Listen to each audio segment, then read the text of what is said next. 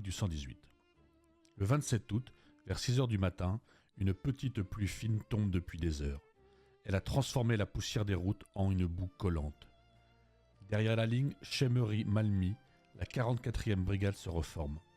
On apprend que notre offensive reprend et que l'ennemi est chassé au nord de Saint-Aignan. Aussitôt, nos jambes retrouvent leur force. Nous nous portons vers Bulson et Noyers pour rejeter les Allemands dans la Meuse. La marche est pénible, la chaleur lourde, le terrain difficile, mais l'ardeur est là. À l'approche de Chaumont-Saint-Quentin, les bataillons se déploient face à Noyers après avoir gravi un ravin en fredonnant la charge. Les plus robustes aident les plus fatigués. Nous avançons sous les balles qui arrivent de la crête à l'ouest de Noyers. Dans les seigles, on s'agenouille pour viser. Chaumont-Saint-Quentin tombe entre nos mains, mais un feu violent de mitrailleuses nous force à nous replier à la lisière nord du village, que les Allemands attaquent aussitôt.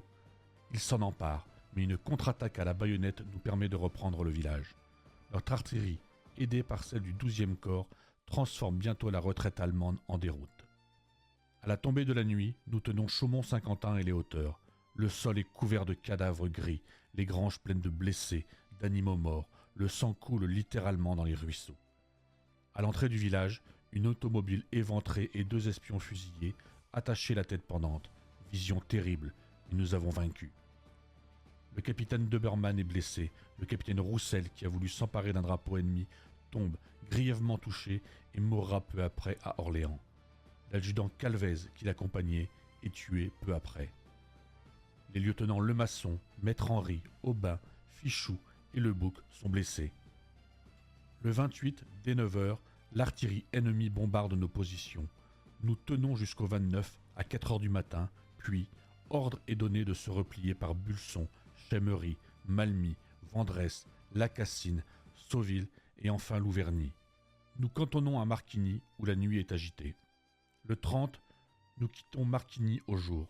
Après avoir tenu la saboterie, nous nous replions sur la Metz, puis tentons une réaction sur Tourteron, mais faute d'artillerie, elle échoue.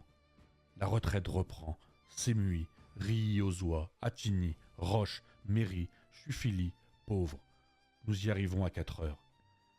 Les 31 août et 1er septembre, nous sommes à Leffincourt.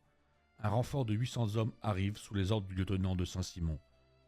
Le 1er septembre, à 16 heures, nous marchons vers Hilaire-le-Petit, où nous arrivons à 20 heures.